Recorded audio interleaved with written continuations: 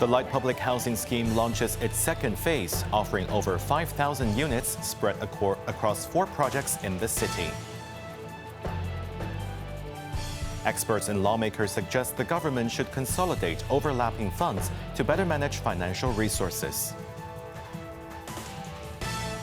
And opposition conservatives claim victory in the German election, but refuse to form a coalition with the far right, which received surging support.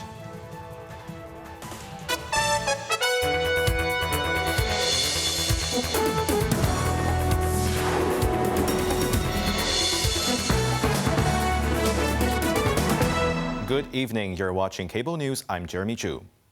The second phase of the light public housing scheme is now open for application, providing over 5,000 units across 4 projects. Some applicants preferred urban areas, with Kai Tak being the top choice, while others expressed hope to move into available units as soon as possible. Evelyn Bai covers the story.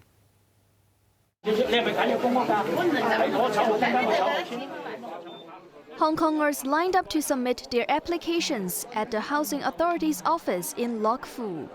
As Phase 2 of the process commenced today, a total of 5,060 units located in Kai Tak, Tuen Mun, Kwun Tong and Sheung Shui were up for grabs, with the monthly rents ranging from $860 to $3,270. Successful applicants are anticipated to move in gradually from the 4th quarter of this year. This woman does not have a specific preference for the district, but if given a choice, she would prefer to live in the urban area. This man preferred Tuen Mun because it would be faster to move in, other projects that would not be available later in the year, and he was not willing to wait. An individual who is a recipient of the Comprehensive Social Security Assistance and living in a transitional housing unit on Kam Sheung Road was hoping for an allocation in the urban area. The monthly rent for CSSA recipients is higher than others, and I pay over $2,500 now. There are one-person units in Tuen Mun which cost just over $800, he added. Applications submitted by March 17th will be handled on priority. Evelyn Bai, Cable News. As Finance Chief Paul Chen prepares to unveil measures to trim public expenditure in the upcoming budget on Wednesday, lawmakers have continued to criticize the potential adjustments to the $2 transport subsidy scheme, with voices pointing towards transport operators to share some costs. Cheryl Yuan reports. The rumored changes could require eligible users to cover 20% of the fare for journeys costing more than $10, along with the introduction of a travel cap set at 240 rides per month. Lawmaker Gary Zhang, a member of the Legislative Council's Transport Panel, noted that only a small number of elderly individuals would reach the 240 ride limit. Saying the proposed changes could not help reduce government spending, Zhang expressed concerns that it could discourage senior citizens from participating in the workforce, as the transport subsidy was originally designed as an economic incentive. Lawmaker Stanley Lee, also a member of LegCo's Transport Panel, criticized the $10 threshold for shifting the financial burden onto the elderly, stressing that bus companies should assume greater responsibility for managing the costs of the scheme. Lee suggested that bus companies should implement a system in their fare collection devices that charges passengers based on the actual number of stops traveled. Cheryl Yun, Cable News. Suggestions and opinions are being voiced from all quarters as Hong Kong is set to unveil its new budget in 2 days' time. Economists and lawmakers recommend the government should consolidate overlapping funds to better manage resources. Evelyn Bai reports. Currently, there are a total of 42 funds which are derived from various government accounts, created to support specific purposes. Some of these funds have interrelated functions, while others have accomplished the targets for which they were established.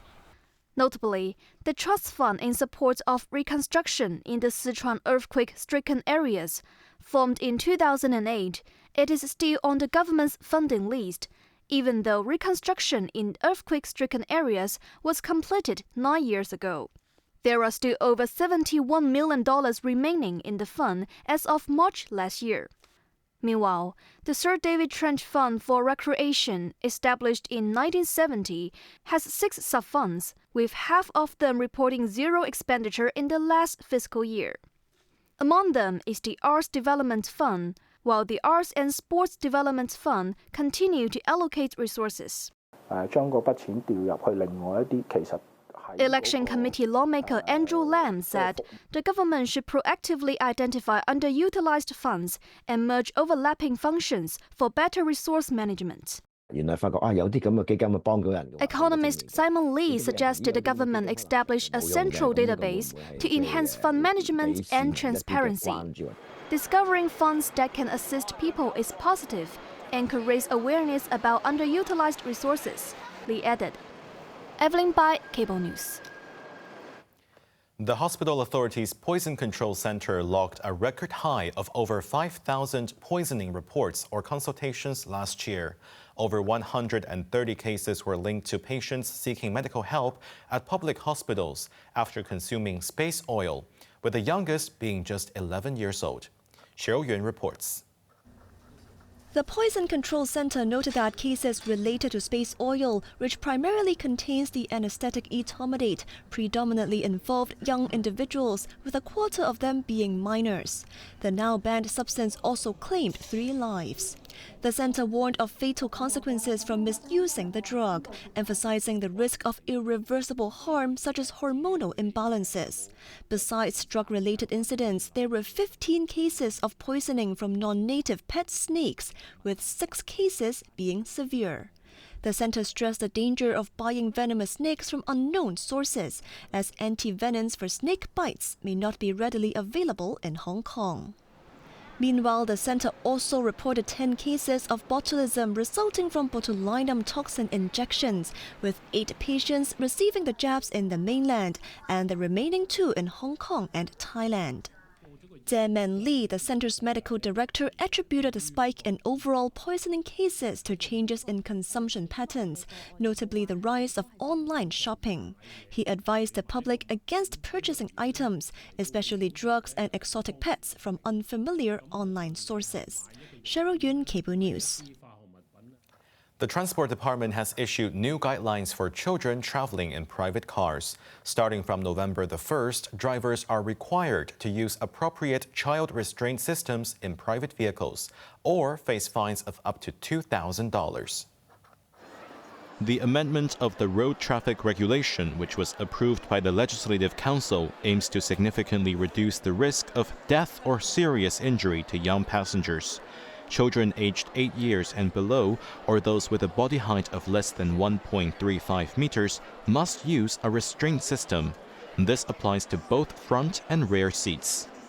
Approved devices include child car seats, seatbelt adjusters, wearable safety vests, and booster seats. Parents are urged to select devices which matches their child's age and body size. The authorities have emphasized the importance of compliance and plan to ramp up public awareness campaigns on road safety. Germany's center-right conservative bloc has won the country's general election. The Christian Democratic Union and its sister party, the Christian Social Union, took home nearly 29% of the votes, claiming 208 seats in the 630-seat parliament. Anna Chen reports. Welcomed with cheers and applause, 69-year-old Friedrich Merz, who is likely to become Germany's next leader, claimed victory in the snap polls, following the collapse of a 3-party coalition led by Chancellor Olaf Scholz late last year. German voters came out in bank numbers, with an 83% turnout, the highest in 3 decades. Ich begegne dem mit größtem Respekt. An old-school conservative who has never held a government role previously, Merz said it was time to get to work as his party needs to look for coalition partners. He vowed to give Europe real independence from the United States and reboot the largest economy on the continent.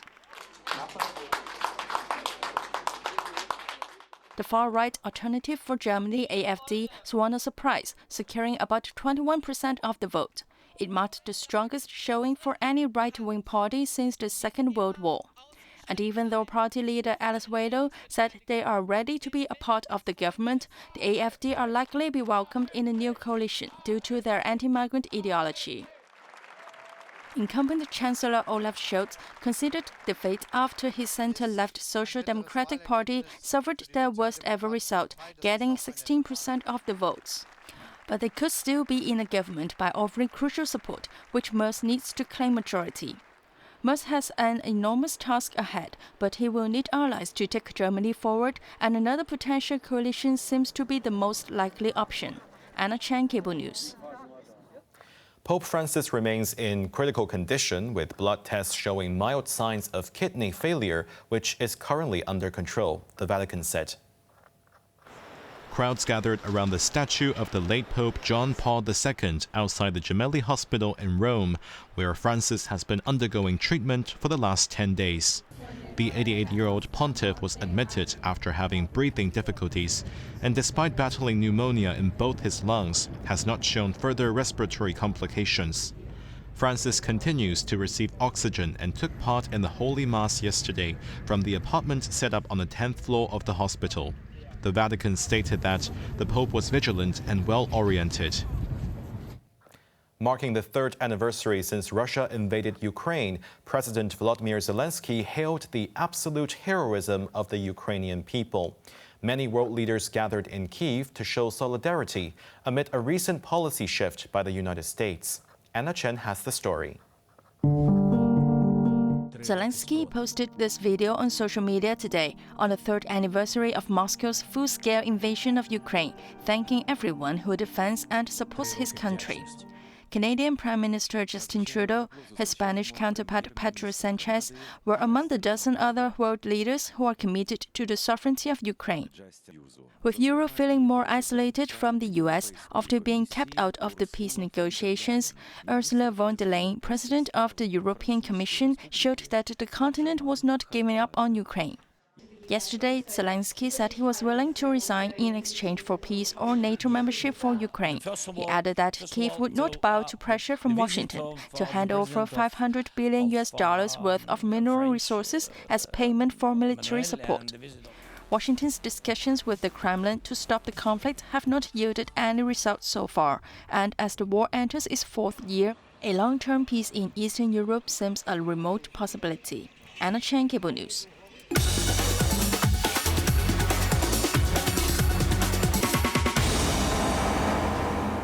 Now let's take a look at the stock market.